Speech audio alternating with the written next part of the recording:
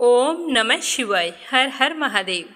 आज मार्गशीर्ष माह के शुक्ल पक्ष की द्वादशी तिथि और मंगलवार है। आज मोक्षदा एकादशी व्रत का पारण किया जाएगा। पारण का शुभ मुहूर्त है आज सुबह 6:57 से सुबह 9:03 तक। इसी शुभ समय में अपने व्रत का पारण करना है। पारण करने से पहले विधिवत विष्णु जी की पूजा करें। उसके बाद सुपात्र ब्राह्मण को भोजन करवाकर यथासंभव दान दक्षिणा देकर उसका आशीर्वाद लें और फिर पूजा पाठ और व्रत में हुई भूल चूक के लिए क्षमा मांगते हुए अपने व्रत का पारण करें। एकादशी का व्रत पूरे विधि विधान से किया जाता है तो इसका फल कई गुना अधिक बढ़ जाता है। अब शुभारंभ करते हैं आज की कथा का। बोलो गणेश जी महाराज की जय हो। एक समय की बात है कि गणेश जी भगवान एक बहुत ही सुंदर गांव से गुजर रहे थे। इस गांव के खेत हरे भरे थे। सुबह का समय था। ठंडी हवा का आनंद लेते हुए गणेश जी मुश्क पर सवार होकर चले जा रहे थे। इतने में वो एक खेत से गुजरे जिसमें जौ की फसल खड़ी थी। तो गणेश जी ने एक जौ की बाली तोड़ ली। फिर उसे तोड़कर देखा तो उसके अंदर 13 दाने अनाज के थे। तो यह देखकर गणेश जी को बड़ा ही अफसोस हुआ। वो सोचने लगे कि मैंने बिना पूछे किसी के खेत से 13 दाने अनाज के तोड़ लिए हैं तो यह तो चोरी हो गई। चोरी करना पाप है, पर मैंने जानबूझकर चोरी नहीं की है। तो गणेश जी उस खेत के मालिक का पता लगाने लगे। तो किसी ने गणेश जी को बताया कि यह खेत हमारे गांव के सेठ जी का है। तो गणेश जी पता लगाकर सेठ जी के दुकान पर पहुंच गए और कहा कि सेठ जी मुझे काम पर रख लो, मुझे नौकरी की ज़रूरत है। तो सेठ जी को काम वाले की ज़रूरत थी। तो सेठ जी ने उसे काम पर रख लिया। तो गणेश जी कहने लगे कि मैं आपके यहाँ 12 साल नौकरी करूँगा। तो सेठ जी ने कहा कि कोई बात नहीं, जब तक तुम्हारी इच्छा हो तुम नौकरी कर सकते हो। तुम यह बताओ तुम्हारा नाम क्या है। तो गणेश जी भगवान कहने लगे कि मेरा नाम तो गणेश है। फिर गणेश जी तो सेठ जी के यहाँ नौकरी पर लग गए। घर का सारा काम करते और समय मिलते ही खेत में काम करने के लिए चले जाते। तो सेठ जी यह देखकर बहुत ही खुश होते कि यह लड़का कितना सच्चा और ईमानदार है। काश मेरे इस तरह का एक बेटा होता। क्योंकि सेठ जी के संतान नहीं थी, इसीलिए सेठ और सेठानी बड़े ही दुखी रहा करते थे। पर सेठ जी तो गणेश जी को अपने पुत्र के समान ही प्यार करते थे। एक दिन की बात है कि सेठानी लघु शंका के लिए गई और आकर राख से हाथ धोने लगी। तो यह देखकर गणेश जी ने सेठानी का हाथ पकड़ लिया और मिट्टी से हाथ धुलवा दिया। तो यह देखकर सेठानी को बहुत ही गुस्सा आया। जाकर सेठ जी से शिकायत की और कहा कि कैसा नौकर रखा है, उसने आज मेरा हाथ पकड़ लिया और आप पता नहीं उसकी किस बात की इतनी तारीफ करते रहते हो कि वो ईमानदार है, सच्चा है। तो सेठानी की बात सुनकर सेठ जी ने गणेश जी को बुलाया और पूछा कि बेटा गणेश, सेठानी सच बोल रही है क्या? तूने इनका हाथ पकड़ लिया, ऐसा क्यों किया? तो गणेश जी ने हाथ जोड़कर कहा कि सेठ जी, मैंने तो हाथ पकड़कर बस इतना ही कहा था कि राख से हाथ मत धोवो, क्योंकि राख से हाथ धोने पर लक्ष्मी नाराज होकर चली जाती है और मिट्टी से हाथ धोएं तो लक्ष्मी लौट आती है। तो सेठ जी सोचने लगे कि गणेश ठीक कह रहा है, इसमें कोई गलत बात नहीं है। जो कुछ भी किया हमारी भलाई के लिए किया है। ऐसा करते करते कई दिन बीत गए। थोड़े दिनों बाद कुंभ का मेला आया। तो सेठानी सेठ जी से कहने लगी कि सेठ जी, मुझे तो कुंभ के मेले में स्नान करने जाना है।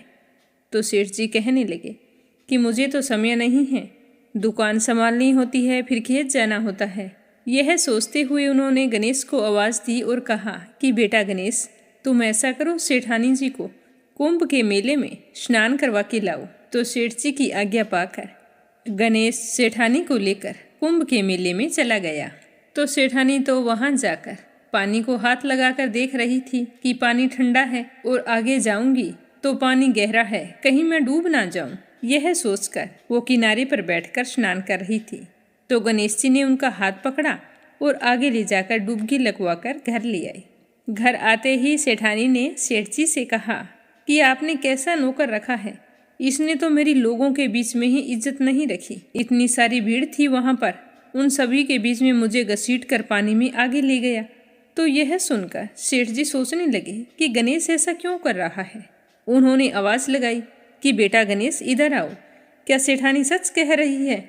तो गणेश ने कहा कि हाँ, सेठानी जी सच कह रहे हैं। इन्हीं से पूछो कि मैंने ऐसा क्यों किया। ये तो किनारे पर बैठकर गंदे पानी से स्नान कर रही थी। जब हम इतनी दूर से कुंभ के मेले में स्नान करने के लिए गए हैं तो कम से कम अच्छे पानी में जाकर डुबकी तो लगाओ। तो यह सुनकर सेठ जी फिर सोचने लगा कि गणेश जी सच कह रहा है। फिर सेठानी को समझा दिया, गणेश जी को कुछ नहीं कहा। ऐसा करते करते घर पर पूजा पाठ रखी। हवन हो रहा था तो सेठ जी ने गणेश जी से कहा कि जाओ सेठानी जी को बुला कर लाओ कि हवन शुरू होने वाला है। तो गणेश जी सेठानी को बुलाने के लिए गए तो सेठानी तैयार हो रही थी।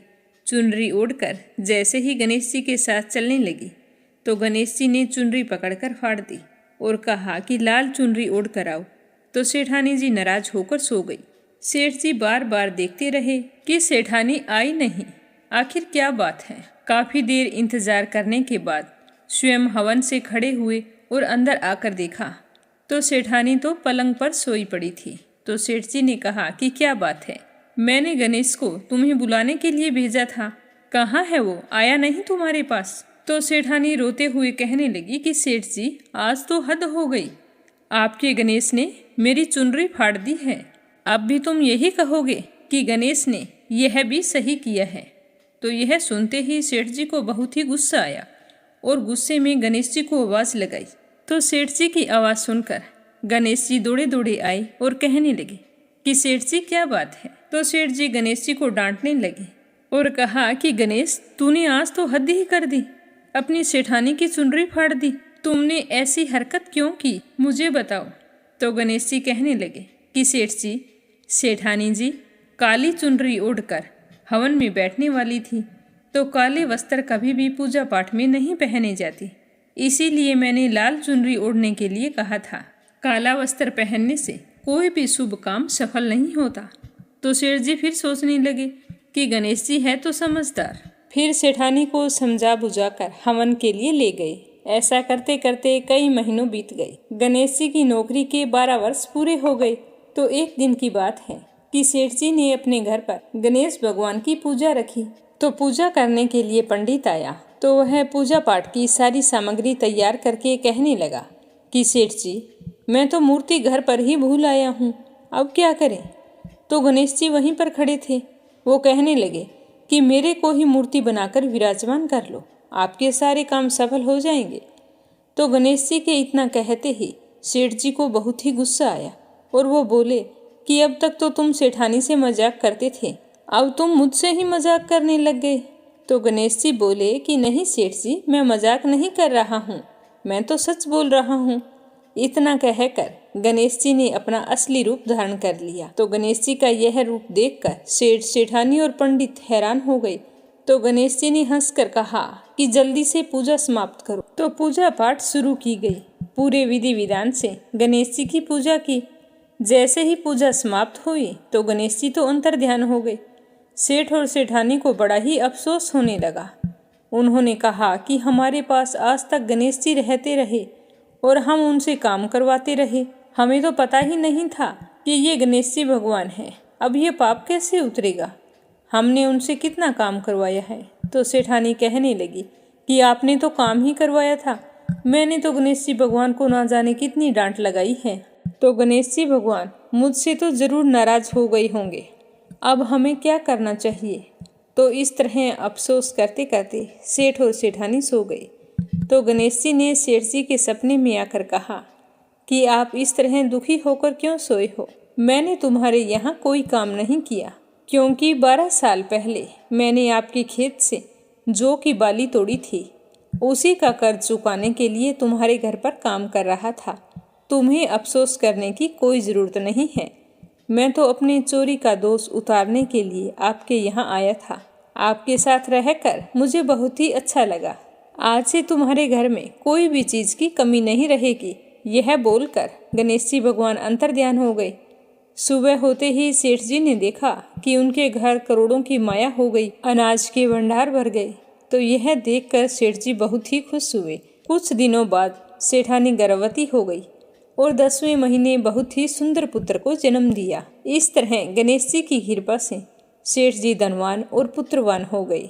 हे गणेश जी महाराज, जैसे आपने सेठ जी को दिया वैसा सबको देना। कहानी कहने वाले को, सुनने वाले को और हुंकारा भरने वाले को, सारे परिवार को देना। बोलो गणेश जी महाराज की जय हो। मंगलवार का दिन भगवान भोले शंकर के अवतार हनुमान जी बाबा को समर्पित है। जब किसी मनुष्य की कुंडली में शनि दोष हो, अत्यधिक कर्जा चढ़ा हो, भूत प्रेत जैसी समस्या हो, उसे हनुमान जी बाबा की आराधना करनी चाहिए। हनुमान जी की आराधना करने से हनुमान जी, शिव जी और शनि देव की कृपा प्राप्त होती है।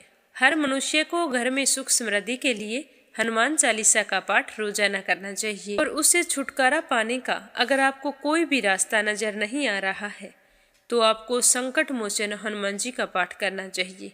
ऐसा करने से आप पर जो संकट है वो भगवान हनुमान जी बाबा अपने ऊपर ले लेते हैं। संकट मोचन का पाठ शुरू करने के लिए आप पहले दिन हनुमान जी बाबा के चरणों में पान का बीड़ा अर्पित करें। फिर अपने मन की समस्या बताकर संकट मोचन का पाठ शुरू करना चाहिए। ज्यादा ना कर सकें तो 21 दिन तक लगातार करना चाहिए। संकट मोचन के पाठ से हनुमान जी बाबा अपने भक्तों के सारे कष्ट हर लेते हैं। और एक महत्वपूर्ण और जरूरी बात कि हनुमान जी की पूजा करते समय कभी भी हनुमान जी की मूर्ति के बिल्कुल सामने नहीं बैठना चाहिए।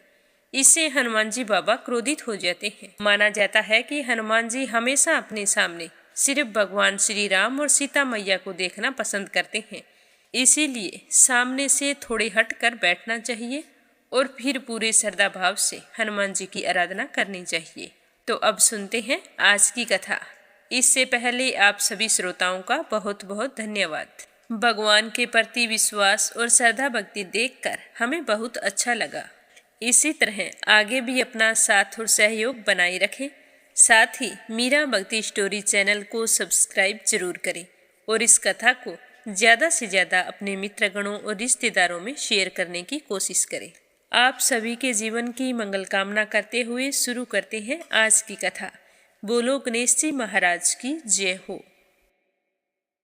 अब अगली कथा अपने सुनते हैं शनि देव और हनुमान जी बाबा की। कहा जाता है कि जो भी जातक हनुमान जी की पूजा करता है उसे शनि देव कभी भी परेशान नहीं करते। ऐसा क्यों है यही बताया गया है इस कथा में। बोलो हनुमान जी बाबा की जय हो। बोलो शनि महाराज की जय हो। एक बार शनि देव को अपनी शक्तियों पर बहुत ही घमंड हो गया था।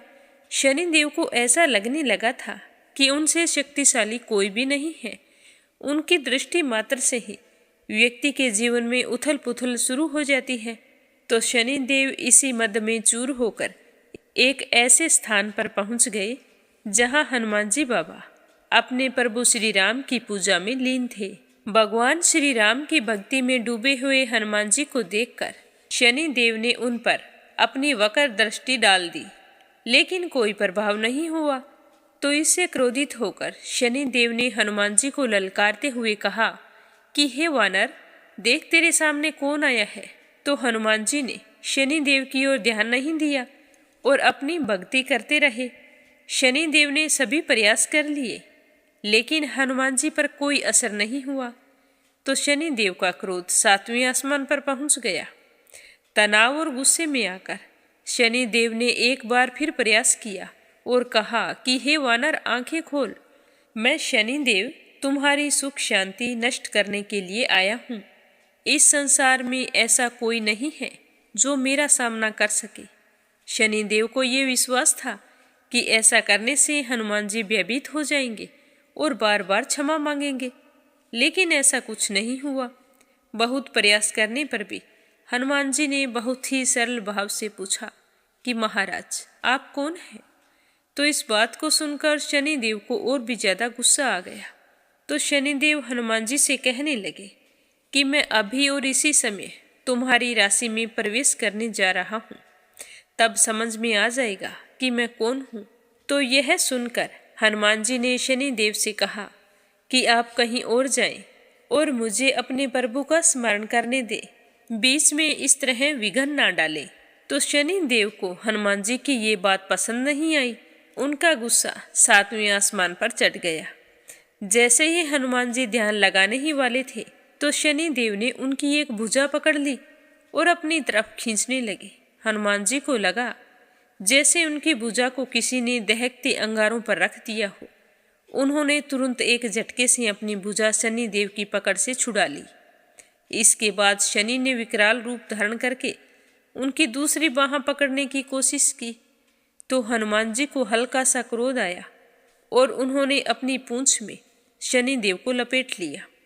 फिर भी शनि देव का अहंकार और क्रोध कम नहीं हुआ और गुस्से में हनुमान जी से कहा कि तुम क्या, तुम्हारे प्रिय श्री राम भी मेरा कुछ नहीं बिगाड़ सकते। तो इस बात पर हनुमान जी को अत्यंत क्रोध आ गया और उन्होंने अपनी पूंछ में लपेटे हुए शनि देव को कभी पहाड़ों पर कभी वृक्षों पर खूब उठाया और पटका। इससे शनि देव की हालत खराब हो गई। तो शनि देव जोर जोर से दूसरों से मदद मांगने लगे, कहने लगे कि कोई मेरी मदद करो, रक्षा करो, इस वानर से मुझे बचाओ। लेकिन कोई भी देवता मदद के लिए आगे नहीं आया। तो इस तरह शनि देव बहुत ही बेहाल हो गए थे। जब उनकी सहायता के लिए कोई सामने नहीं आया तो उसे समझ में आ गया कि मैंने गलत कर दिया है। तो अपनी जान बचाने के लिए हनुमान जी बाबा से कहने लगे कि हे वानर राज, मुझे क्षमा करो, मुझ पर दया करो, मुझे मेरी उद्दंडता का फल मिल गया है, मुझे क्षमा कर दीजिए। मैं तुमसे वादा करता हूँ कि आज के बाद ऐसा कुछ नहीं करूँगा। आज के बाद मैं तुम्हारी छाया से ही दूर रहूँगा। तो शनि देव की बात सुनकर हनुमान जी कहने लगे कि मेरी छाया से नहीं, मेरे भक्तों की छाया से भी दूर रहने का वचन तुम्हें देना होगा, नहीं तो आज मैं तुम्हें नहीं छोड़ूंगा। तो शनि देव ने तुरंत वचन दिया कि जो भी तुम्हारे भक्त हैं मैं उन्हें कभी भी कोई हानि नहीं पहुंचाऊंगा, आप मुझे कृपया करके छोड़ दीजिए। तो शनि देव के इस तरह गिड़गिड़ाने पर हनुमान जी बाबा ने शनि देव को छोड़ दिया। इसीलिए कहा जाता है कि शनि देव हनुमान जी के भक्तों को कभी भी परेशान नहीं करते। जिसे भी शनि दोष का सामना करना पड़ रहा है उसे हनुमान जी बाबा की आराधना करनी चाहिए। बोलो हनुमान जी बाबा की जय हो।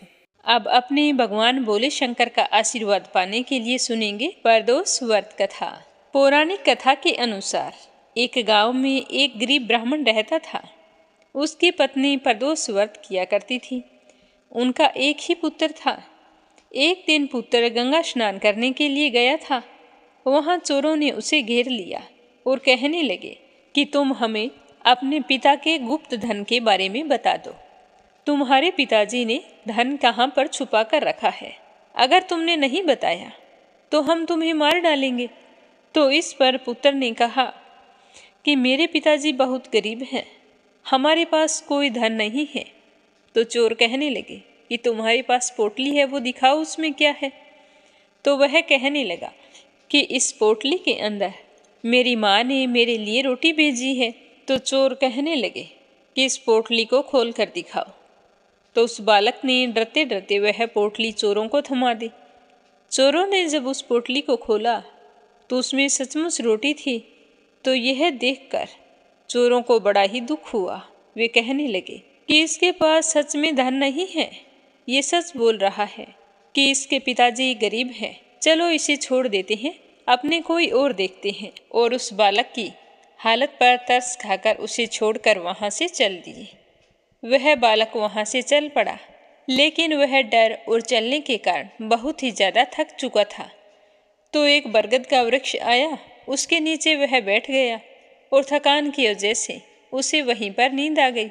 उसी दिन शहर में पुलिस चोरों की तलाश कर रही थी। तो तलाशते तलाशते पुलिस वहीं बरगद के पेड़ के नीचे पहुंच गई। सूर्य अस्त होने वाला था। तो पुलिस सोचने लगी कि यह बालक चोर है, तभी तो यहाँ इस समय अकेला ही बैठा हुआ है। तो पुलिस वालों ने उस ब्राह्मण के बालक को चोर समझकर पकड़ लिया और राजा के पास लेकर गए। कहने लगे कि राजन, हम एक चोर पकड़ कर लाए हैं। तो वह बालक कहने लगा कि राजन, आप मेरी बात सुनिए। तो राजा ने उस बालक की बात को सुने बिना ही उसे कारावास में डालने का आदेश दे दिया। तो वह बालक बेचारा दुखी और परेशान वहां बैठकर रोने लगा और कोई उसके पास चारा नहीं था। उधर उसकी माँ जब शाम तक उसका बेटा घर नहीं लौटा तो वह बहुत ही चिंता करने लगी कि इतनी देर तो कभी नहीं की, आज पता नहीं इतनी देरी से क्यों आ रहा है। दूसरे दिन प्रदोष व्रत था, तो उसकी माँ को तुरंत प्रदोष व्रत का ध्यान आया, तो उन्होंने प्रदोष व्रत किया और मन ही मन भोले शंकर से अपने बेटे की सलामती के लिए प्रार्थना करने लगी।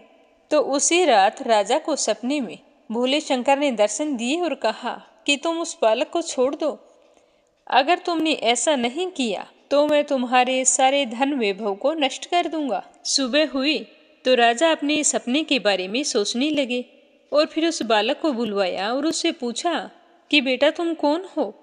तो उसने सारी सच्चाई बता दी।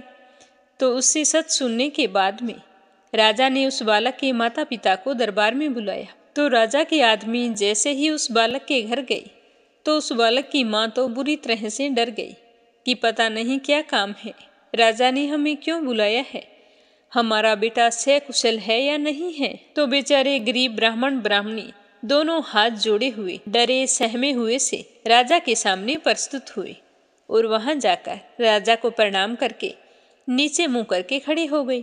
तो राजा ने मुस्कुराते हुए कहा कि तुम इस तरह से क्यों खड़े हो, तुम्हारा बालक तो इतना निडर और निर्दोष है और आप इस तरह हाथ जोड़कर सर झुकाकर क्यों खड़े हो, आपने कोई गुनाह नहीं किया है जो आप इस तरह से खड़े हैं। मैं तुम्हारे बालक से बहुत ही प्रसन्न हूँ, इसने मुझे आपके बारे में सब कुछ बता दिया है। आज के बाद तुम दोनों गरीब नहीं रहोगे। मैं तुम्हारी दरिद्रता और गरीबी के कारण मैं तुम्हें 5 गांव दान में देता हूँ। तो इस तरह ब्राह्मण, उसकी पत्नी और उनका बेटा हंसी खुशी राजा को प्रणाम करते हुए अपने घर की ओर चल पड़े। तो भगवान शिव की कृपा से उनकी सारी गरीबी दूर हो गई और वे तीनों हंसी खुशी रहने लगे। बोलो भोले शंकर की जय हो। अगली कहानी सुनेंगे राजा अम्बरीश की। राजा अम्बरीश भगवान श्री हरि के परम भगत थे। उनके पास खूब धन दौलत था, 7 द्वीप, अचल संपत्ति और अतुल ऐश्वर्य के शासक होने के बाद भी इन सब चीजों को वो सपने के समान समझते थे। राजा अम्बरीश का मानना था कि जिस धन वैभव के लोभ में पड़कर मनुष्य घोर नरक में जाता है, वह केवल 4 दिन की चांदनी होती है। राजा अम्बरीश का भगवान श्री कृष्ण में और उनके प्रेमी साधुओं में परम प्रेम था। उन्होंने अपने मन को श्री कृष्ण के चरणों में और वाणी को भगवान के गुणों का गान करने में, हाथों को श्री हरि के मंदिर में मार्जन में और अपने कानों को भगवान की मंगलमयी कथा के सुनने में लगा रखा था। उन्होंने अपने नेत्रों को श्री हरि के विग्रह व मंदिरों के दर्शन में, नासिका को उनके चरण कमलों पर चढ़ी श्रीमती तुलसी की दिव्य गंध में और जीवा को भगवान के प्रति अर्पित निवेद प्रसाद में संलग्न कर दिया था। राजा अम्बरीश के पैर भगवान के क्षेत्र आदि की पैदल यात्रा करने में लगे रहते थे और वे सिर से भगवान श्री कृष्ण के चरण कमलों की वंदना किया करते थे। इस प्रकार उन्होंने अपने सारे कर्म यज्ञ पुरुष इंद्रियातीत भगवान के प्रति उन्हें सर्वात्मा एवं सर्वरूप समझकर समर्पित कर दिए थे और भगवत ब्राह्मणों की आज्ञा के अनुसार ही वे इस पृथ्वी पर शासन करते थे। तो इस तरह राजा अम्बरीश की अनन्य प्रेममयी भक्ति से प्रसन्न होकर भगवान ने उनकी रक्षा के लिए सुदर्शन चक्र को नियुक्त किया था, जो हमेशा राजा अम्बरीश की रक्षा के लिए तैयार रहता था। एक समय की बात है, राजा अम्बरीश अपनी पत्नी के साथ भगवान श्री कृष्ण की आराधना करने के लिए 1 वर्ष तक द्वादशी प्रधान एकादशी व्रत करने का नियम लिया था। व्रत की समाप्ति होने पर कार्तिक महीने में उन्होंने 3 रात का उपवास किया और एक दिन यमुना जी में स्नान करके भगवान श्री कृष्ण की पूजा करके पहले ब्राह्मणों को भोजन करवाया, फिर सुसज्जित गौएं उन ब्राह्मणों के घर भेज दी। इस तरह से ब्राह्मण देवताओं को अच्छी तरह खुश करके उनसे आज्ञा लेकर व्रत के पारण की तैयारी करने लगे। तो उसी समय ऋषि दुर्वासा वहां पर पहुंच गए, जो श्राप और वरदान देने में माहिर थे। ऋषि दुर्वासा को देखते ही अम्बरीश उठकर खड़े हो गए, आसन देकर उन्हें बैठाया और विविध सामग्रियों से उनके चरणों में प्रणाम करके भोजन के लिए प्रार्थना की। दुर्वासा जी ने राजा अम्बरीश की प्रार्थना स्वीकार कर ली और कहने लगे कि भोजन तो मैं करूँगा, पर पहले स्नान करके आऊँगा। तो वह नदी तट पर चले गए वहाँ पर ब्रह्मा जी का ध्यान करते हुए यमुना के पवित्र जल में स्नान करते रहे। और उधर राजा अम्बरीश के पारण का समय बीतता जा रहा था। द्वादशी केवल एक घड़ी भर की शेष रह गई थी। तो राजा अम्बरीश तो धर्म संकट में पड़ गई। तो ब्राह्मणों से परामर्श करने लगे, कहने लगे कि ब्राह्मण देवताओं, ब्राह्मण को बिना भोजन करवाए स्वयं खा लेना और द्वादशी रहते पारण ना करना, दोनों में ही दोष है। इसीलिए आप मुझे ऐसा कोई उपाय बताओ जैसा करने में मेरी भलाई हो और मुझे पाप ना लगे।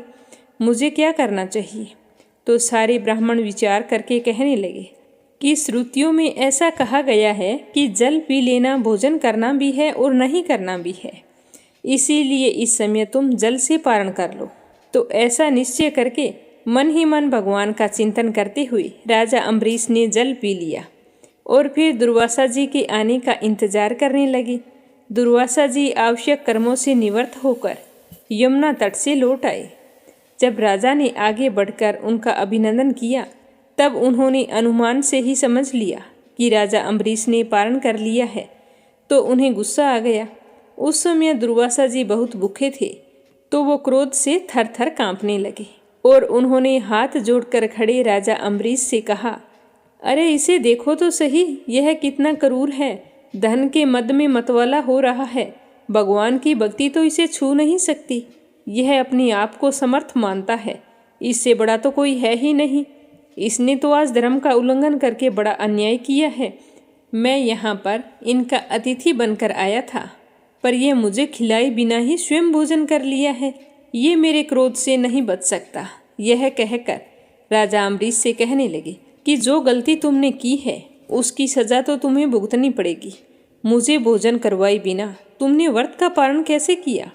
इस तरह बोलते बोलते दुर्वासा ऋषि क्रोध से जल उठे। उन्होंने अपनी एक जटा उखाड़ी और जमीन पर डाल दी। उससे एक राक्षसी उत्पन्न हुई। तो ऋषि दुर्वासा ने उससे कहा कि राजा अम्बरीश को मार डालो।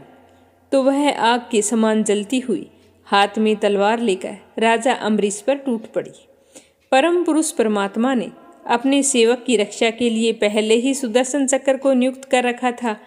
तो जैसे आग क्रोध से गुर्राते हुए सांप को भस्म कर देती है, वैसे ही सुदर्शन चक्र ने दुर्वासा जी की कृत्या को जलाकर ढेर कर दिया। जब दुर्वासा जी ने देखा कि मेरी बनाई हुई कृत्या तो जल रही है और सुदर्शन चक्र मेरी ओर आ रहा है, तो वे भयभीत हो गए और अपने प्राणों को बचाने के लिए वहां से भाग निकले। अब आगे आगे ऋषि दुर्वासा और पीछे पीछे सुदर्शन चक्र। तो दुर्वासा ऋषि भागते भागते आकाश, पृथ्वी, अतल वितल आदि नीचे के लोक, समुंदर, लोकपाल और उनके द्वारा सुरक्षित लोकों में एवं स्वर्ग लोक तक पहुंच गए। पर सुदर्शन चक्र उनके पीछे लगा ही रहा। तो इस तरह चक्र को अपने पीछे लगा हुआ देखकर ऋषि दुर्वासा डर गए।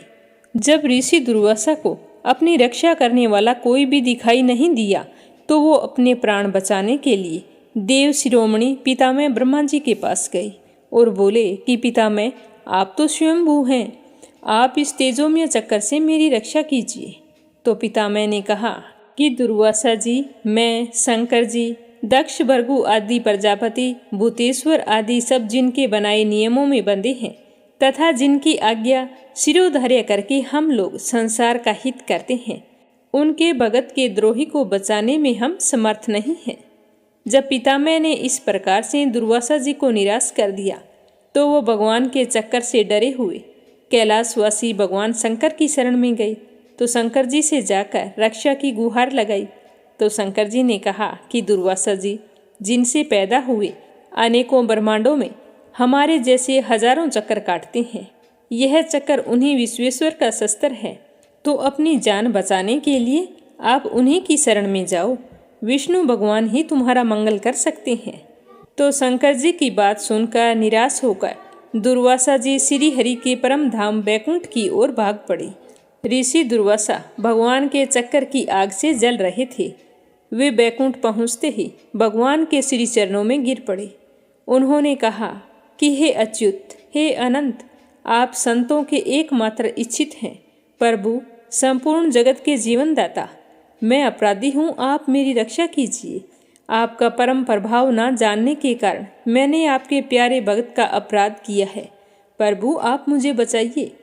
तो श्री भगवान जी बोले कि दुर्वासा जी, मैं तो सर्वथा भक्तों के अधीन हूँ, मुझ में तनिक भी स्वतंत्रता नहीं है। जो भक्त स्त्री पुरुष ग्रह गुरुजन प्राण तथा इस लोक और परलोक सबको छोड़कर केवल मेरी शरण में आए हैं, उन्हें छोड़ने की तो मैं सोच ही नहीं सकता, तो मैं तुम्हें कैसे बचा सकता हूँ। इसमें कोई संदेह नहीं है कि ब्राह्मणों के लिए तपस्या और विद्या परम कल्याण के साधन है, परंतु यदि ब्राह्मण उदंड और अन्यायी हो जाए तो वे दोनों ही उल्टा फल देने लगते हैं। तो दुर्वासा जी दुखी होकर कहने लगे कि भगवान कोई तो उपाय होगा जिससे मेरी रक्षा हो सके, मेरा शरीर तो बुरी तरह से जल रहा है।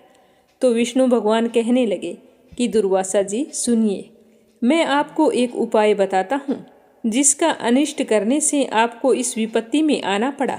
आप उसी के पास जाइए और उनसे क्षमा मांगिए, तभी आपको शांति मिल सकती है। तो इतना सुनते ही ऋषि दुर्वासा उल्टे पांव दौड़ पड़े और भागते भागते राजा अम्बरीश के पास आई और अत्यंत दुखी होकर राजा अम्बरीश की पैर पकड़ने चाहे। तो दुर्वासा जी की यह चेष्टा देखकर राजा अम्बरीश लज्जित होकर कहने लगे कि आप यह क्या कर रहे हैं? आप तो मेरे गुरु हैं और मेरे पैर पकड़कर मुझे क्यों शर्मिंदा कर रहे हैं? तो दुर्वासा ऋषि ने चक्कर की ओर इशारा करते हुए कहा कि मुझे इससे बचाइए, मेरी रक्षा कीजिए। तो राजा अम्बरीश भगवान के चक्कर की स्तुति करने लगे। राजा अम्बरीश ने कहा कि प्रभु सुदर्शन, आप अग्नि स्वरूप हैं, भगवान के प्यारे 1000 दांतों वाले चक्कर देव, मैं आपको नमस्कार करता हूँ। समस्त अस्त्र शस्त्रों को नष्ट कर देने वाले एवं पृथ्वी के रक्षक, आप इस ब्राह्मण की रक्षा कीजिए। आप कृपया करके हमारे कुल के भाग्य उदय के लिए दुर्वासा जी का कल्याण कीजिए। हमारे ऊपर यह आपका महान अनुग्रह होगा।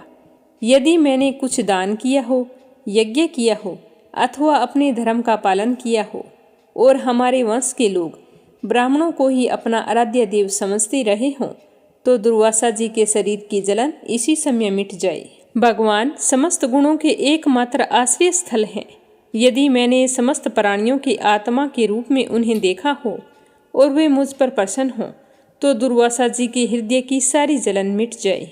जब राजा अम्बरीश ने सुदर्शन चक्कर की इस प्रकार स्तुति की तो उनकी प्रार्थना से वह चक्कर शांत हो गया और दुर्वासा जी चक्कर की आग से मुक्त हो गए। उनका चित्त स्वस्थ हो गया और वे राजा अम्बरीश को अनेकों उत्तम आशीर्वाद देते हुए उनकी प्रशंसा करने लगे। दुर्वासा जी ने कहा कि धन्य है, आज मैंने भगवान के प्रेमी भक्तों का महत्व देखा। राजन, मैंने आपका अपमान किया, फिर भी आप मेरे लिए मंगल कामना कर रहे हैं। महाराज अम्बरीश, आपका हृदय करुणा भाव से परिपूर्ण है। आपने मेरे ऊपर महान अनुग्रह किया है। आपने मेरे अपराध को भुलाकर मेरी रक्षा की है। जब से ऋषि दुर्वासा के पीछे वो सुदर्शन चक्कर पड़ा था और वो अपने जीवन की रक्षा के लिए भाग रहे थे, तो सभी देवी देवताओं के पास जाकर राजा अम्बरीश के पास लौट कर आए। तब तक 1 साल का समय व्यतीत हो चुका था। फिर भी राजा अम्बरीश ने भोजन नहीं किया था। वे ऋषि दुर्वासा के लौटने का इंतजार कर रहे थे। तो उन्होंने दुर्वासा जी के चरण पकड़ लिए और उन्हें प्रसन्न करके विधि पूर्वक भोजन करवाया। तो यह देखकर दुर्वासा ऋषि बहुत ही खुश हुए। राजा अम्बरीश के गुणों की प्रशंसा करते हुए उनसे अनुमति लेकर आकाश मार्ग से प्रस्थान कर गए। इस तरह ऋषि दुर्वासा के प्रसन्नता पूर्वक चले जाने के बाद में राजा अम्बरीश ने अपने परिवारजनों के साथ बड़े ही प्रेम पूर्वक भोजन किया। कुछ साल बीतने के बाद में राजा अम्बरीश अपने ही समान भक्त पुत्रों पर राज्य का भार छोड़कर स्वयं वन में चले गए। वहाँ वे बड़ी ही धीरता के साथ आत्म स्वरूप भगवान में अपना मन लगाकर गुणों के प्रवाह रूपी संसार से मुक्त हो गए। भगवान श्री हरि विष्णु के परम भक्त राजा अम्बरीश की इस कथा को द्वादशी के दिन सुनने पर भगवान श्री हरि विष्णु बहुत ही प्रसन्न होते हैं और अपने भक्तों पर हमेशा अपना आशीर्वाद बनाए रखते हैं। बोलो विष्णु भगवान की जय हो। श्रीमद् भागवत गीता जी का 14वां अध्याय और उसका महात्म्य। भगवान श्री कृष्ण की कृपा पाने के लिए श्रद्धा भाव से सुनते रहिए। बोलो श्री कृष्ण भगवान की जय हो।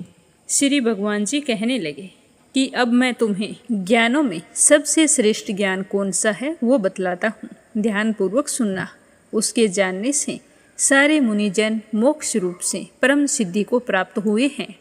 इस ज्ञान की सहायता से मेरे स्वरूप को प्राप्त हुए लोग सृष्टि के समय जन्मते नहीं हैं और प्रलय काल में भी कष्ट नहीं पाते। हे भारत, परम ब्रह्मा मेरी योनि है। मैं उसमें गर्भ को रखता हूँ और उसमें भूतों की उत्पत्ति होती है। हे कुंती पुत्र, सब गर्भों में जो मूर्तियाँ उत्पन्न होती है उनका उत्पत्ति स्थान प्रकृति है और मैं बीज देने वाला पिता हूँ। महाबाहु प्रकृति से उत्पन्न सतव, रज और तम तीनों गुण देह में रहने वाले निर्विकार आत्मा को बांध लेते हैं। हे अनग, इनमें तत्व निर्मल होने के कारण प्रकाशक और निरूप द्रव है जो प्राणी को सुख और ज्ञान के साथ बांधता है। हे कुंती पुत्र, रागात्मक कार जो गुण से तृष्णा और आसक्ति उत्पन्न होती है जो प्राणी को कर्म के साथ बांधती है। तमोगण की उत्पत्ति अज्ञान से है। यह भ्रम, आलस्य, निद्रा से प्राणी को बांधता है और मोह से फंसाता है। हे भारत, सतव सुख उत्पन्न करता है, रज क्रम पैदा करता है, तुम सब ज्ञानों को ढककर प्रमाद पैदा करता है। हे भारत, सतव गुण रज और तम को दबाकर बढ़ता है। इसी प्रकार रज सतव और तम को और तम सतव को तथा रज को दबाकर बढ़ना चाहता है। इस देह में इंद्रियों द्वारा जब ज्ञान का प्रकाश उत्पन्न हो तब समझिए कि सतव गुण में विशेष वृद्धि हुई है। हे भारत, रजोगुण की वृद्धि में लोभ, कर्मों में प्रवृत्ति, कर्मों का आरंभ, अशांति और गुण की इच्छा उत्पन्न होती है। हे कुरुनंदन, तमोगुण की प्रबलता में अविवेक, अनुदम, प्रमाद और मोह ये सब होते हैं।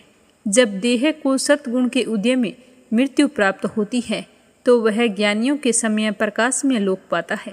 रजोगुण के उदय में मरकर कर्मों में आसक्त मनुष्यों में जन्म लेता है और तमोगुण के उदय में मरा हुआ मूढ़ योनि में जन्म पाता है। सात्विक पुण्य कर्म का फल भी सात्विक कलंक रहित रहता है। राजस कर्म का फल दुख और तामस कर्म का फल अज्ञान है। सतव से ज्ञान उत्पन्न होता है, रज से लोभ, तम से प्रमाद, मोह और ज्ञान की उत्पत्ति होती है। सात्विक पुरुष को उत्तम, राजस को मध्यम और अधम तामसी लोगों को नीच गति प्राप्त होती है। जो दृष्टि गुणों से अलग अर्थात निर्गुण साक्षी मात्र आत्मा को जान लेता है वह मेरे स्वरूप को पाता है। जो देह शरीर में उत्पन्न होने वाले सतव, रजव, तम इन तीनों गुणों को जीत लेता है वह जन्म, बुढ़ापा और रोग से छूटकर मुक्ति पाता है। अर्जुन ने पूछा कि हे प्रभु, कैसे मालूम हो कि अमुक मनुष्य ने तीनों गुणों को पार कर लिया है? उसका क्या बर्ताव होगा? किन उपायों से वह तीनों गुणों को त्यागता है? हे पांडव, प्रकाश, प्रवृत्ति और मोहन होने से जो दुखी ना हो और निवृत्ति होने में उनकी इच्छा ना करे, उदासीन मनुष्य के समान जिसको सब दुख समान है और गुणों के कर्म ही रहते हैं, यह जानकर जो निश्चित रहता है और वो कभी विचलित नहीं होता, जिसको सुख दुख, मिट्टी पत्थर, सोना, प्रिय अप्रिय, निंदा और स्तुति समान है, जो धीर है, जिसने सभी बखेड़े छोड़ दिए हैं, उसे गुणा अतीत कहते हैं। जो अनन्य भक्ति से मुझे पूजता है वह इन तीनों गुणों को जीतकर ब्रह्मा धाम को पाता है, क्योंकि ब्रह्मा का और विकार रहित मोक्ष का, सनातन धर्म का और अखंड सुख का भंडार मैं ही हूँ।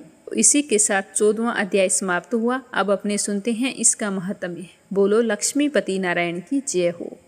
श्री नारायण जी कहने लगे कि हे लक्ष्मी, उत्तर देश कश्मीर के सरस्वती क्षेत्र में एक विद्वान रहता था। वहाँ के राजा सूर्यवर्मा की संगल द्वीप के राजा के साथ बड़ी ही प्रीति थी। एक समय राजा ने संगल द्वीप को बड़े ही जवाहर, हीरे मोती और बहुत ही बड़ी ज़्यादा कीमत के घोड़े भेजे थे। तब कश्मीरी राजा ने मन में विचार किया कि उसने तो इतना सारा भेजा है, मैं उसे क्या भेजूं? तो एक दिन अपने मंत्री से पूछा कि हम उन्हें क्या भेजें? तो मंत्री ने कहा कि जो वस्तु ना हो उस चीज़ को भेजना अच्छा होता है। तो राजा ने कहा कि और तो सारी वस्तुएं हैं, एक शिकारी कुत्ते वहाँ पर नहीं हैं, वह भेज देता हूँ। तो सोने की जंजीरों से बांधकर मखमल गद्दों की डोलियों में बैठाकर कुत्ते संगल द्वीप पहुँचा दिए। यह देखकर राजा बड़ा ही प्रसन्न हुआ और कहा कि यह शिकारी कुत्ते यहाँ नहीं थे जो मेरे मित्र ने भेजे हैं, उसका बहुत भला हो, अब हम तो शिकार खेला करेंगे। तो ऐसा करते करते कई दिन गुजर गए। एक दिन राजा शिकार खेलने के लिए चला और शिकार खेलने वाले साथ चल पड़े। संगल द्वीप के राजा ने दूसरे राजाओं के साथ शर्त बांधी कि जिसका कुत्ता शिकार मार गिराए सो वह ले ले। जब सब राजाओं ने अपने कुत्ते छोड़े तो एक सुसिया वहां से निकल पड़ा, तो सारे कुत्ते उस खरगोश के पीछे दौड़ पड़े। वह खरगोश दौड़ता दौड़ता दूर निकल गया, कुत्ते पीछे ही रह गए। संगल द्वीप के राजा का कुत्ता था, उसने खरगोश को पकड़ लिया तो लोगों ने अचानक से शोर मचाया, तो कुत्ता तो हैरान परेशान हो गया और उसकी पकड़ से खरगोश छूट गया। अब खरगोश के कुत्ते के दांत लग गए थे, तो खरगोश के खून पड़ता ही जा रहा था और खरगोश भागता जा रहा था। कुत्ते उसके पीछे पीछे भाग रहे थे। भागते भागते कुत्ते पीछे रह गए और खरगोश भागता हुआ एक कच्चे तालाब जो पानी से भरा हुआ था उसमें कूद गया। उसके तट पर एक कुटिया थी, वहाँ पर एक साधु रहता था, तो सवान भी उसके पीछे गिर गया। इतने में राजा भी घोड़ा दौड़ा कर वहाँ पर पहुँच गया। देखा तो दोनों मरे पड़े थे और देवदेही पाकर बैकुंठ को चल पड़े। राजा को देखकर उन्होंने कहा कि हे राजन, तुम धन्य हो, तुम्हारे प्रताप से ही हमने देवदेही पाई है। तो राजा ने पूछा कि यह कैसे हुआ? तो उन दोनों ने कहा कि ये तो हम नहीं जानते, इस जल को छूने से ही हमें यह देवदेही मिली है। तो राजा ने कहा कि धन्य भाग मेरे जो तुम्हारा उद्धार हुआ। इतना कहकर वो बैकुंठ को गए। तो राजा ने देखा कि वहाँ पर एक संत जी की कुटिया थी। तो राजा कुटिया में जाकर संत जी को नमस्कार किया और पूछने लगे कि हे संत जी, मुझे बताओ कि यह कौतुक आश्चर्य कैसे हुआ, क्या आपने देखा था? तो संत जी ने कहा कि हाँ, मैंने देखा था। सुसिया और सवान दोनों का इस जल के स्पर्श करने से उद्धार हो गया। तो राजा ने कहा कि यह जल कैसा है? तो उस संत ने कहा कि हे राजन, मेरा गुरु यहाँ रहता है, नित्य स्नान करके गीता जी के 14वें अध्याय का पाठ किया करता है। मैं भी यहाँ स्नान करके गीता का पाठ करता हूँ। तो राजा ने कहा कि धन्य हो संत जी, आपके प्रताप से ऐसे योनियों का उद्धार हुआ है और मेरे भाग्य भी धन्य हैं जो मुझे आपके दर्शन हुए हैं। तो संत ने कहा कि तुम कहाँ के हो राजा, हमें बताओ। तो राजा ने कहा कि मैं तो संगल द्वीप का राजा हूँ। हे संत जी, मुझे इन दोनों की पिछले जन्म की कथा सुनाओ। तो संत जी कहने लगे कि हे राजन, यह जो सुसिया है पिछले जन्म में ब्राह्मण था, यह अपने जन्म में भ्रष्ट हुआ था। यह कुतिया है, ये इसकी पत्नी थी। इसने अपनी पत्नी को खूब खिंचाया तो इसकी पत्नी ने इसे जहर देकर मार डाला। जब दोनों मरकर यमलोक गए तब धर्मराज ने हुक्म दिया कि इस ब्राह्मण को सुसिया का जन्म दो और इसकी पत्नी को कुतिया का जन्म दो। तब इन दोनों ने पुकार कर कहा कि महाराज, हमारा उद्धार कैसे होएगा? तब धर्मराज ने कहा कि जब श्री गीता जी के 14वें अध्याय का पाठ करने वाले संतों के स्थान पर जल का स्पर्श तुम्हें होगा तो तुम्हारा उद्धार हो जाएगा। तो इस तरह इन्होंने खरगोश और कुतिया की योनि पाई और धर्मराज के कहे अनुसार आज इनका उद्धार हो गया है। तब राजा नमस्कार करके अपने घर चला गया और अपने पंडित जी को बुलाकर कहा कि मुझे भी नित्य प्रतिदिन गीता जी के 14वें अध्याय का पाठ सुनाना। तो पंडित जी 14वें अध्याय का पाठ सुनाने लगा। नित्य प्रतिदिन सुनने से राजा का भी उद्धार हुआ। राजा अपनी देह त्याग कर बैकुंठ को गया। इस तरह श्री नारायण जी ने कहा कि हे लक्ष्मी, यह 14वें अध्याय का महात्म्य है। जो भी श्रद्धा भाव से इसे सुनता है वह अपने जीवन के समस्त सुखों का भोग करके अंत में बैकुंठ धाम को जाता है। तो ये था 14वां अध्याय और उसका महात्म्य। अब अपने सुनते हैं भागवत कथा का आगे का अध्याय। प्रेम भाव से सुनते रहिए।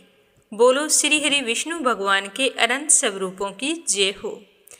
भगवान जी कहने लगे कि प्यारे उद्धव जी, इस संसार में तुम्हारा यह अंतिम जन्म है, क्योंकि इसमें तुमने मेरा अनुग्रह प्राप्त कर लिया है। अब मैं मृत्यु लोक को छोड़कर अपने धाम में जा रहा हूँ। इस समय यहाँ एकांत में तुमने अपनी अनन्य भक्ति के कारण ही मेरा दर्शन पाया है। तुम्हारे लिए यह बड़ी सौभाग्य की बात है। पूर्व काल के आरंभ में मैंने अपने नाभि कमल पर बैठे हुए ब्रह्मा को अपनी महिमा को प्रकट करने वाले जिस श्रेष्ठ ज्ञान का उपदेश दिया था, और जिसे विद्वान लोग भागवत कहते हैं, वही ज्ञान मैं तुम्हें दे रहा हूँ। तुम ध्यानपूर्वक सुनना। हे विदुर जी, मुझ पर तो प्रतिक्षण उन परम पुरुष की कृपा वर्षा करती थी। इस समय उनके इस प्रकार आदरपूर्वक कहने से स्नेहवश मेरा गला भर आया, मेरी वाणी गदगद हो गई और मेरे नेत्रों से आंसुओं की धारा बहने लगी।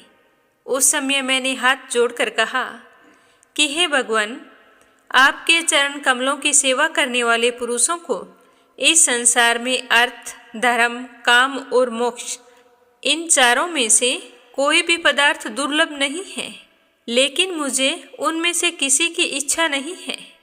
मैं तो केवल आपके चरण कमलों की सेवा के लिए ही ललायत रहता हूँ। हे प्रभु, आप निष्प्रय होकर कर्म करते हैं, अजन्मा होकर भी जन्म लेते हैं, काल रूप होकर भी दुश्मन के डर से भागते हैं और द्वारिका के किले में जाकर छिप जाते हैं, तथा स्वयं आत्माराम होकर भी 16,000 स्त्रियों के साथ रमण करते हैं। इन विचित्र चरित्रों को देखकर विद्वानों की बुद्धि भी चक्कर खा जाती है। हे देव, आपका स्वरूप ज्ञान सर्वथा अबाध और अखंड है, फिर भी आप सलाह लेने के लिए मुझे बुलाकर जो भोले मनुष्यों की तरह बड़ी सावधानी से मेरी सम्मति पूछा करते थे, हे प्रभु, आपकी वह लीला मेरे मन को मोहित कर रही है। हे स्वामी, आप अपने स्वरूप का गूढ़ रहस्य प्रकट करने वाला जो श्रेष्ठ एवं समग्र ज्ञान अपने पितामह को बतलाया था, वह ज्ञान यदि मेरे समझने योग्य हो तो मुझे भी सुनाइए, जिसे सुनकर मैं भी इस संसार दुख को सुगमता से पार कर जाऊं। जब मैंने इस प्रकार अपने हृदय का भाव भगवान को बताया, तब परम पुरुष कमल नयन श्री कृष्ण भगवान ने मुझे अपने स्वरूप की परम स्थिति का उपदेश दिया। तो इस प्रकार मैं गुरु श्री कृष्ण से आत्म तत्व की उपलब्धि का साधन सुनकर तथा उन प्रभु के चरणों की वंदना करके परिक्रमा की और फिर यहाँ आ गया हूँ। इस समय उनके विरह से मेरा चित्त अत्यंत व्याकुल हो रहा है। हे विदुर जी, पहले तो उनके दर्शन पाकर मुझे बहुत ही आनंद महसूस हुआ था, किंतु अब मेरे हृदय को उनकी विरह व्यथा अत्यंत पीड़ित कर रही है। मेरा हृदय उनसे विच्छोह को सहन नहीं कर पा रहा है। अब मैं उनके प्रिय क्षेत्र बद्रिका आश्रम को जा रहा हूँ, जहाँ भगवान श्री नारायण देव और नर, ये दोनों ऋषि लोगों पर अनुग्रह करने के लिए दीर्घकालीन, सौम्य, दूसरों को सुख पहुँचाने वाली एवं कठिन तपस्या कर रहे हैं। इस तरह बताते हुए सुखदेव जी कहने लगे कि उद्धव जी के मुख से अपने प्रिय बंधुओं के विनाश का असहनीय समाचार सुनकर परम ज्ञानी विदुर जी को बहुत ही दुख हुआ, लेकिन उन्होंने अत्यधिक दुखी होते हुए भी अपने ज्ञान द्वारा अपने दुख को अंदर ही शांत कर लिया। जब उद्धव जी बद्रिका आश्रम की ओर जाने लगे, तब कुरुश्रेष्ठ विदुर जी ने श्रद्धापूर्वक उनसे पूछा कि हे उद्धव जी, योगेश्वर भगवान श्री कृष्ण ने अपने स्वरूप के गूढ़ रहस्य को प्रकट करने वाला जो परम ज्ञान आपसे कहा था, वह आप मुझे भी सुनाइए। मेरे सुनने की बहुत ही इच्छा हो रही है, क्योंकि भगवान के सेवक तो अपने सेवकों का कार्य सिद्ध करने के लिए ही यहाँ पर विचरा करते हैं। तो विदुर जी की बात सुनकर उद्धव जी कहने लगे कि उस तत्व ज्ञान के लिए आपको मुनिवर मैत्रेय जी की सेवा करनी चाहिए। इस मृत्यु लोक को छोड़ते समय मेरे सामने स्वयं भगवान ने ही आपको उपदेश करने के लिए उन्हें आज्ञा दी थी, तो वही आपको यह ज्ञान दे सकते हैं। तो इस तरह बताते हुए सुखदेव जी कहने लगे कि विदुर जी के साथ विश्व मूर्ति भगवान श्री कृष्ण के गुणों की चर्चा होने से उस कथा अमृत के द्वारा उद्धव जी का वियोग जनित महान ताप शांत हो गया। यमुना जी के तट पर उनकी वह रात एक क्षण के समान बीत गई। फिर प्रातःकाल होते ही वे वहां से चल पड़े। राजा परीक्षित पूछने लगे कि हे भगवान, वैष्णी कुल और भोज वंश के सभी रथी और यूथपतियों के भी यूथपति नष्ट हो गए थे, यहाँ तक कि त्रिलोकीनाथ श्री हरि को भी अपना वह रूप छोड़ना पड़ा था। तो फिर उन सबके मुखिया उद्धव जी कैसे जीवित बचे रहे? तो यह सुनकर सुखदेव जी कहने लगे कि जिनकी इच्छा कभी व्यर्थ नहीं होती, उन श्रीहरि ने ब्राह्मणों के शाप रूप काल के बहाने अपने कुल का संहार कर अपने श्री विग्रह को त्यागते समय विचार किया कि अब इस लोक से मेरे चले जाने पर सिर्फ एक उद्धव जी ही हैं जो मेरे ज्ञान को ग्रहण करने के सच्चे अधिकारी हैं, क्योंकि उद्धव जी मुझसे अणु मात्र भी कम नहीं हैं, क्योंकि वे आत्मजयी हैं, विषयों से कभी विचलित नहीं हुए हैं। अतः लोगों को मेरे ज्ञान की शिक्षा हेतु वे यहीं पर रहें। वेदों के मूल कारण जगत गुरु श्री कृष्ण के इस प्रकार आज्ञा देने पर उद्धव जी ने बद्री का आश्रम में जाकर समाधि योग द्वारा श्री हरि की आराधना करनी शुरू कर दी। हे राजन, परमात्मा श्री कृष्ण ने ही लीला से ही अपना श्री विग्रह प्रकट किया था और लीला से ही उसे अंतर्ध्यान भी कर लिया। उनका वह अंतर्ध्यान होना भी धीर पुरुषों का उत्साह बढ़ाने वाला तथा दूसरे पशु तुल्य अधीर पुरुषों के लिए अत्यंत दुष्कर था। परम भागवत उद्धव जी के मुख से उनके प्रशंसनीय कर्म और उनके इस प्रकार अंतर्ध्यान होने का समाचार पाकर तथा यह जानकर कि भगवान ने परम धाम जाते समय मुझे भी स्मरण किया था, तो विदुर जी उद्धव जी के चले जाने पर अत्यधिक प्रेम से भावुक हो गए और जोर जोर से रोने लगे। इसके पश्चात सिद्ध शिरोमणि विदुर जी यमुना तट से चलकर कुछ दिनों में गंगा जी के किनारे जा पहुँचे, जहाँ श्री मैत्रेय जी रहते थे।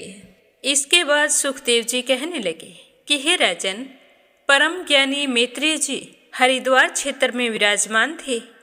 भगवत भक्ति से शुद्ध हुए हृदय वाले विदुर जी उनके पास जा पहुँचे और उन्हें प्रणाम करके उनसे पूछने लगे कि हे भगवान, संसार में सब लोग सुख के लिए कर्म करते हैं, परंतु उन्हें ना तो सुख मिलता है और ना ही उनका दुख दूर होता है, बल्कि उनके दुख की वृद्धि होती रहती है। अतः इस विषयों में क्या करना उचित होता है, आप मेरा यह संशय दूर करने की कृपा करें। जो लोग दुर्भाग्यवश भगवान श्री कृष्ण से विमुख, अधर्मपरायण और अत्यंत दुखी हैं, उन पर कृपा करने के लिए आप जैसे भाग्यशाली भगवत भक्त संसार में विचरा करते हैं।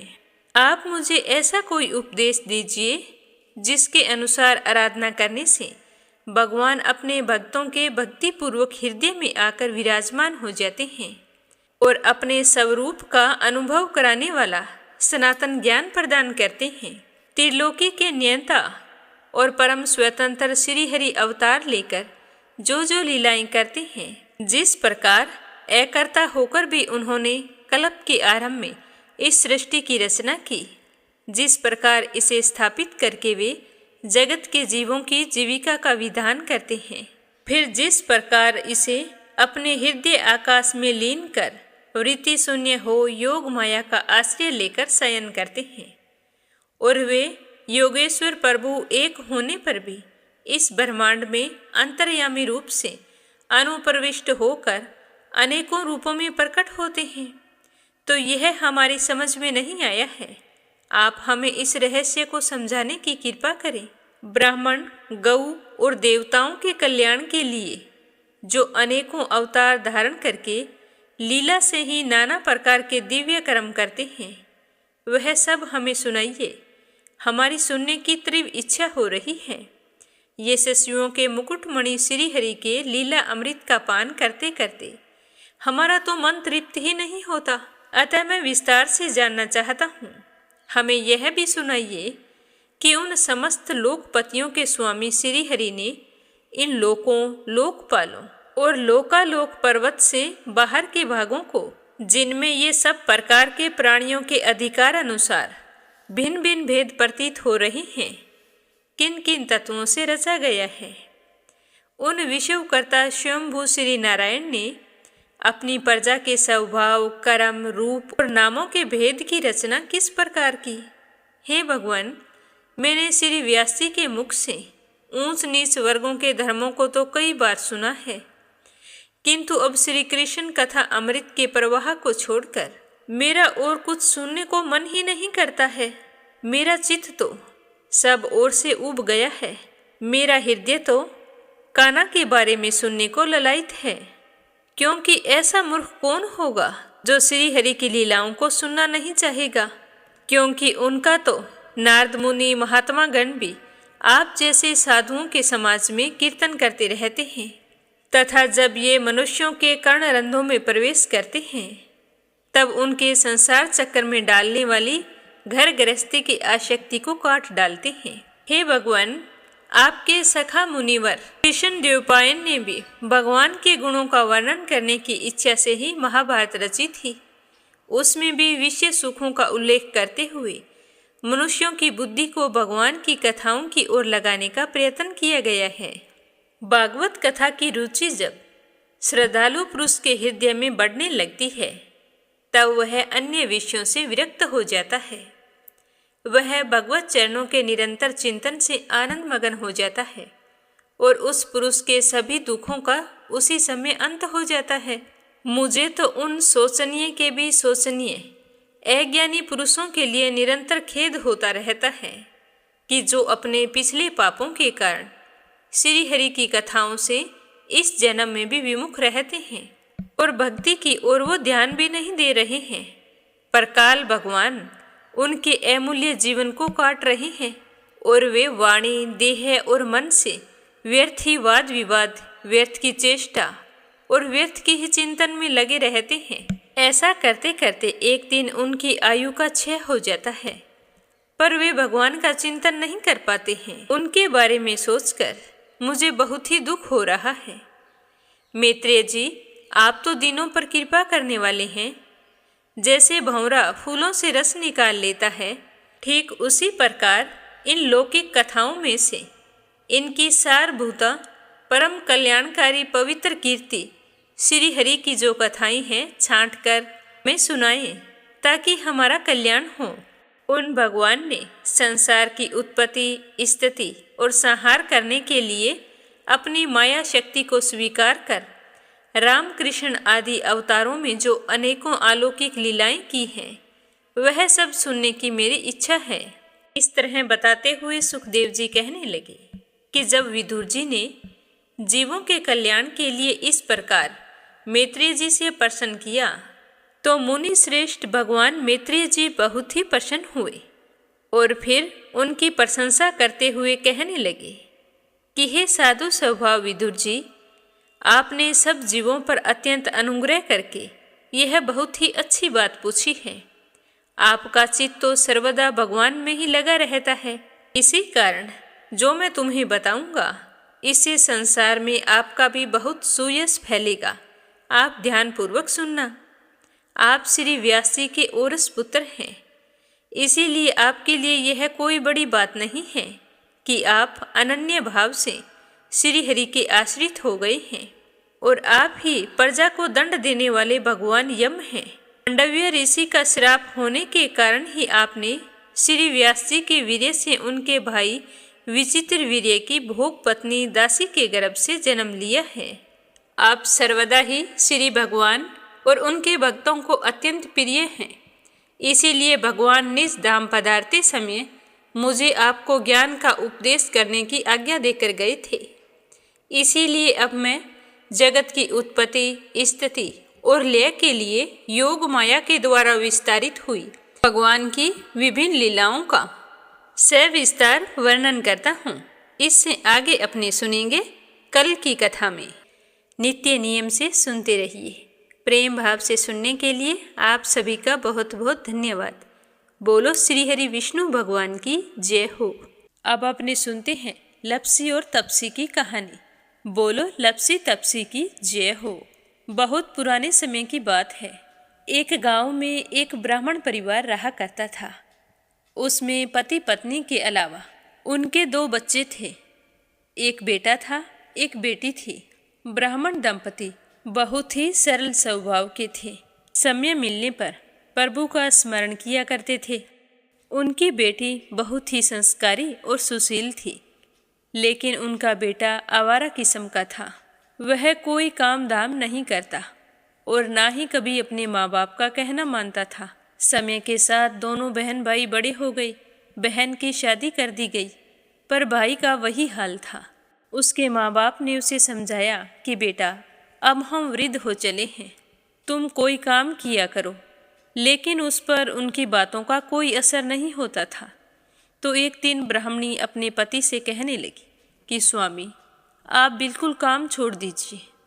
जब घर में कुछ भी नहीं होगा तो यह अपनी जिम्मेदारी समझेगा और काम पर लग जाएगा।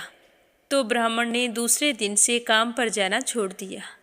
तो यह देखकर उनके बेटे ने कोई काम नहीं किया और चोरी करने चला गया। आते जाते राहगीरों को लूट लेता और उसी से अपने घर का गुजारा किया करता था। तो उसकी लूटने और चोरी करने की आदत से सारे गांव वाले उसे लपसी कहने लगे। तो लपसी की इस हरकत से उसके माँ बाप बहुत ही दुखी रहते थे, पर वह किसी की सुनने के लिए तैयार नहीं था। इसी तरह समय बीतता गया। एक दिन की बात है कि लपसी एक पीपल के पेड़ पर बैठा था। तभी शिव पार्वती जा रहे थे। पार्वती माता गहनों से लदी हुई थी। तो लपसी उन्हें देखकर सोचने लगा कि सूरत के कितने गहने हैं, आज ये सारे के सारे लूट लूँगा तो मुझे कई महीनों तक चोरी नहीं करनी पड़ेगी। तो वह लूटने के इरादे से पीपल की ओट में होकर बैठ गया। जैसे ही शिव पार्वती वहाँ से जाने लगे तो लपसी एकदम से शिव पार्वती के सामने आकर कहने लगा कि जल्दी से जितने सारे गहने पहन रखे हैं उतार दो। तो पार्वती माता कहने लगी कि तुम चोरी क्यों करती हो, तुम्हें पता है चोरी करना पाप है। तो लपसी कहने लगा कि क्या करूं, घर पर मेरे माँ बाप हैं, मेरी एक भांजी है, उनके लिए दोनों समय भोजन की व्यवस्था कहाँ से करूं, मुझे कोई काम तो आता नहीं है। तो लपसी की बात सुनकर पार्वती माता कहने लगी कि तुम जो चोरी करके पाप करते हो, इस पाप का भागी कौन बनेगा। तो लपसी कहने लगा कि मेरे घर वाले सारे बनेंगे। तो पार्वती माता कहने लगी कि कोई नहीं बनेगा, पाप के भागी केवल तुम बनोगे। तो लपसी कहने लगा कि मैं लूट खोस कर उन्हीं के लिए लेकर जाता हूँ, तो पाप के भागी तो उन्हें बनना ही पड़ेगा।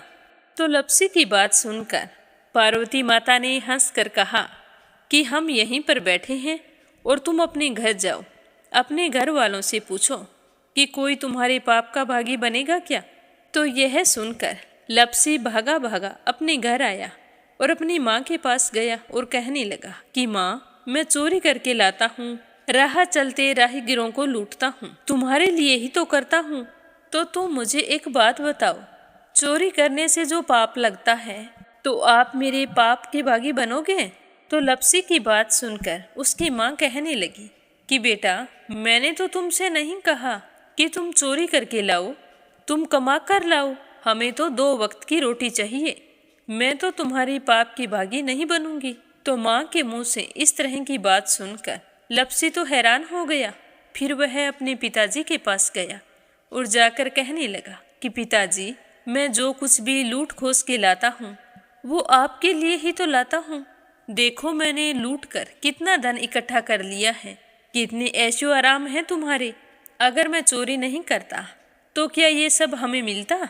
पिताजी, मैं तुमसे एक बात पूछता हूँ कि चोरी करने से पाप लगता है, तो उस पाप में आप मेरे भागीदार बनोगे क्या।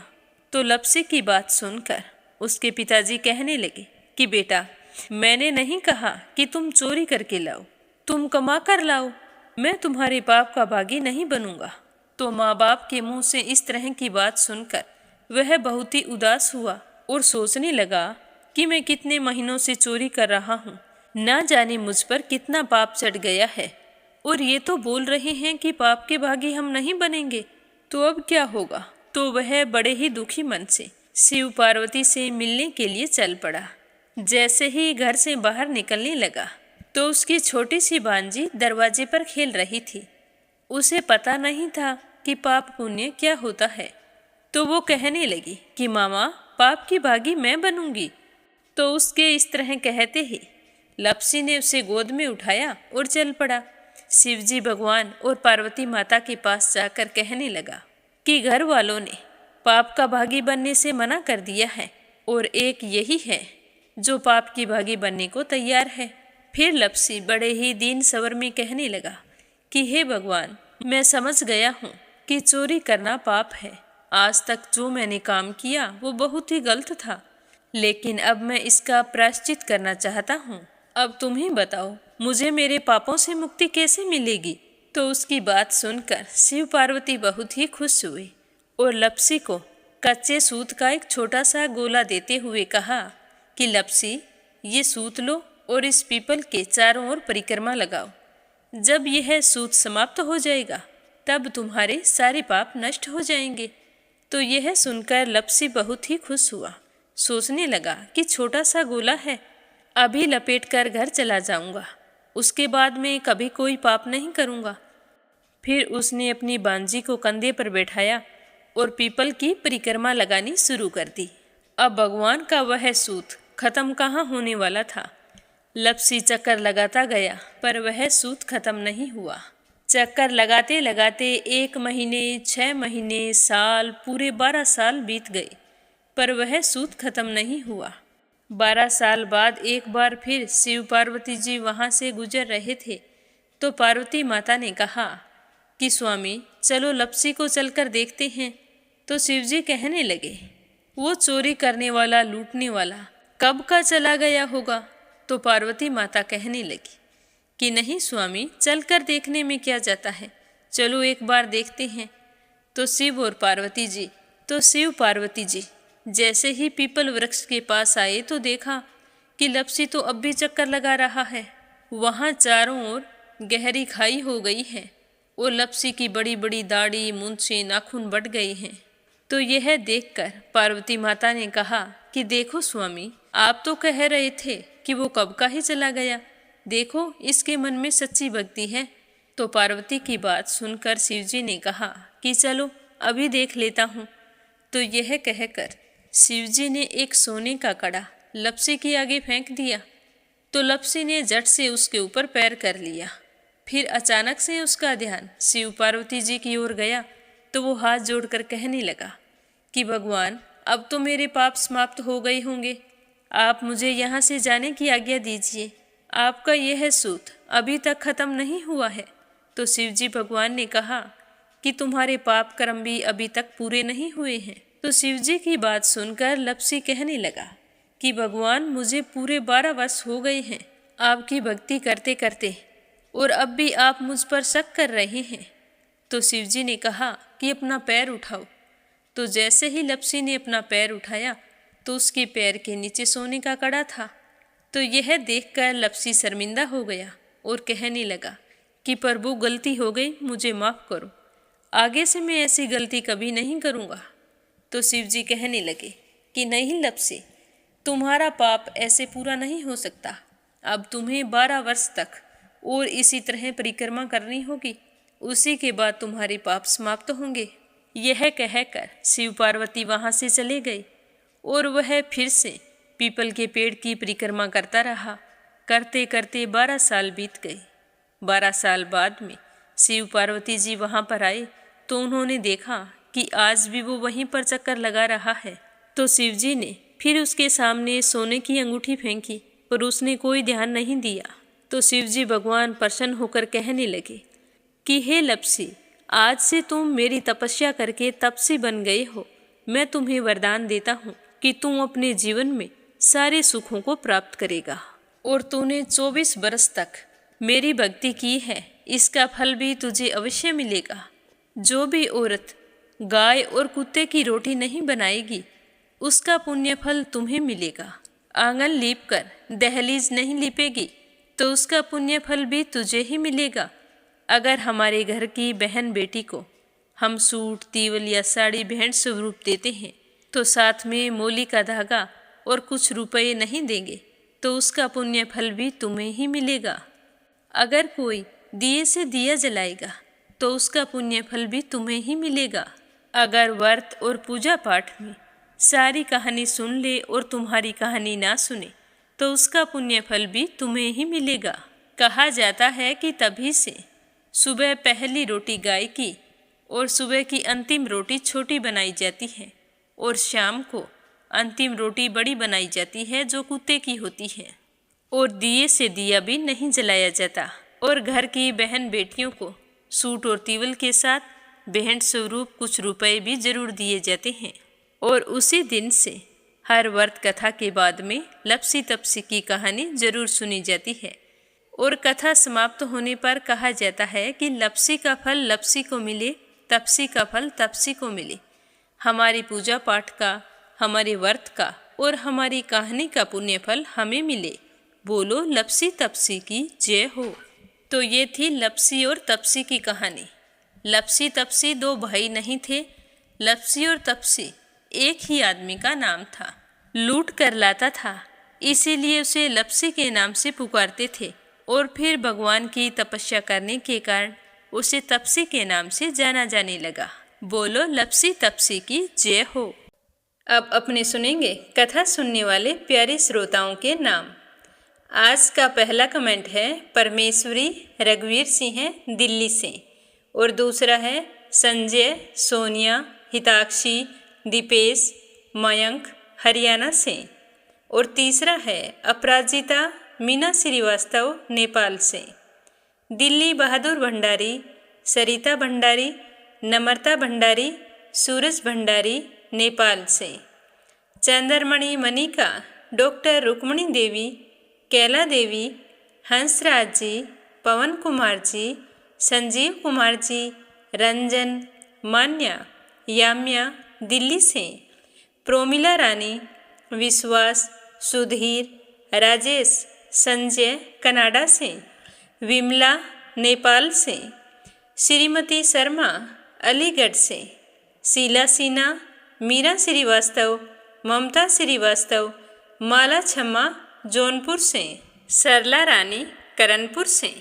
आशा शर्मा, विष्णु, ज्योति, अंशु भीलवाड़ा से। सरिता शामली से। राधा रोहिला दिल्ली से। तनसिक कुशवाहा, अक्षय कुशवाहा, ममता कुशवाहा दिल्ली से। आरती खैरावर अगरखर से। बीनू मेहरा दिल्ली से।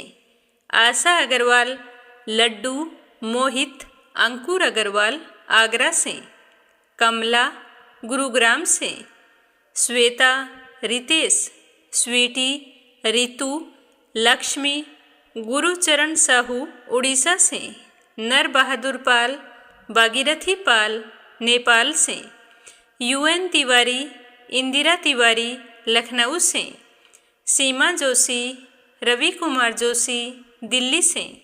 संगीता अग्रवाल, कमला देवी अग्रवाल दुलिया महाराष्ट्र से। श्रीचंद यादव, गया बिहार से। अनिल चतुर्वेदी, कल्पना चतुर्वेदी, धीरज चतुर्वेदी, श्रीमती अमिता चतुर्वेदी, मिधीर चतुर्वेदी, राध्या चतुर्वेदी मध्य प्रदेश से। अनिल कुमार टिहरी, करनाल से। सुनीता पवार, कृषु पवार मध्य प्रदेश से। गोपाल प्रसाद अग्रवाल, श्रीमती तारा देवी, मुकुल अग्रवाल हाथरस से। शिवराज हीरो, सोआ शर्मा पोखरा से। मीनू वालिया दिल्ली से। गीता गोस्वामी, सुनीता गोस्वामी, पीहू गोस्वामी मेरठ से। इंदिरा तिवारी, शांति प्रसाद तिवारी, शुभांकित, दीपांकित, सुरभि, जया तिवारी, वैभवी, ऐश्वर्या तिवारी उत्तराखंड से। पवित्रा पांडे, गौरव पांडे, गंतव्य पांडे नेपाल से। कोमल निर्मल, मुंबई मीरा रोड से।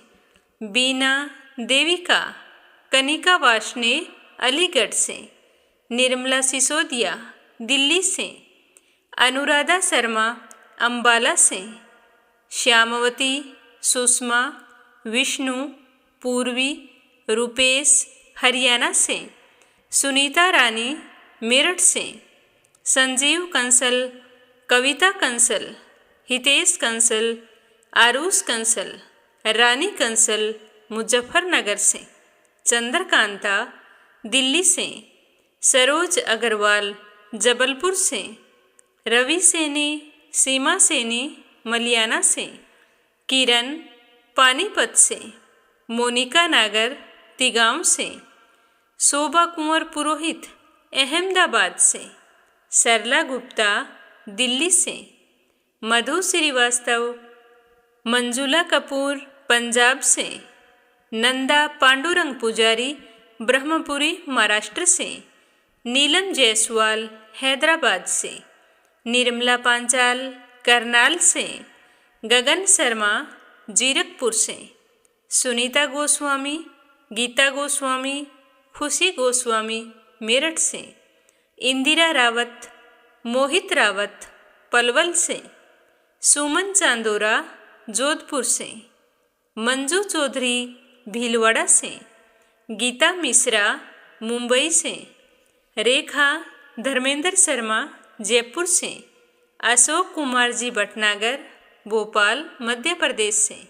कमलेश भल्ला जम्मू से, प्रमोद यादव साहो हिमाचल प्रदेश से, रेखा देवी, गजब कुमार, प्रीति कुमारी, उषा जांगीड़ सोजत सिटी से, के लक्ष्मण दास उमरकोट से, श्रीमती सुशीला शर्मा नंदराय मुंबई से, मनोज कुमार, आशा शुभम अंकुश कसान से, श्रीमती कमलेश जबलपुर से, संगीता नागर तिगांव से, शांता बहन वाघेला गुजरात के मंडल से, अनीता अमृतसर से, पूनम यादव करेली से, सावित्री ईश्वरलाल रामचंदानी गाजियाबाद से, सुदेश शर्मा बीके शर्मा लुधियाना से, विपिन भटनागर, दीपा भटनागर,